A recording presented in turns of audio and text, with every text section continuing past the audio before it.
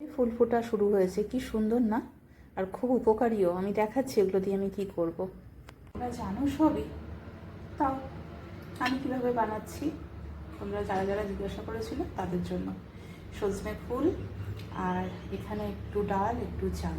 এই ডাল আর চালটাকে আমি এখন ভিজিয়ে দেবো, তারপরে একবার গ্রাইন্ডারে ঘুরিয়ে নেব, তারপরে খাওয়ার সময় গরম গরম বড়া ভাজবো। হ্যাঁ, একটু নুন একটু হলুদ দিয়ে। ডালটাকে বেটে নিয়েছি, আর একটু সামান্য বেসন দিয়েছি টাইট হওয়ার জন্য। আর ওই ফুলগুলো দিয়ে ভালো করে মেখে এবার খাবার বেড়ে ফেলেছি, গরম গরম ভেজে ফেলবো, ভেজে দিয়ে দেবো। এই যে তেল গরম হয়ে গেছে। আমি কিন্তু সব রান্নাই ঢাকা দিয়েই করি। যারা আমার রান্না তোমরা দেখো তারা জানো যে আমি এরকম লিড ছাড়া কখনো কিছু রান্না করি না। 1 নম্বর আমার গ্যাসটা কম পড়ে, 2 নম্বর খুব তাড়াতাড়ি জিনিসটা সেদ্ধ হয়ে যায়, কুক হয়ে যায়, মানে 5 মিনিটের জায়গায় 3 মিনিটে হয়ে যায়। আর আমার রান্নাঘরটাও পরিষ্কার থাকে, কারণ ছিটে টিটে কিছু যায় না। তো আমি সঙ্গে সঙ্গে সব কিছুই ঢাকা দিয়ে করি।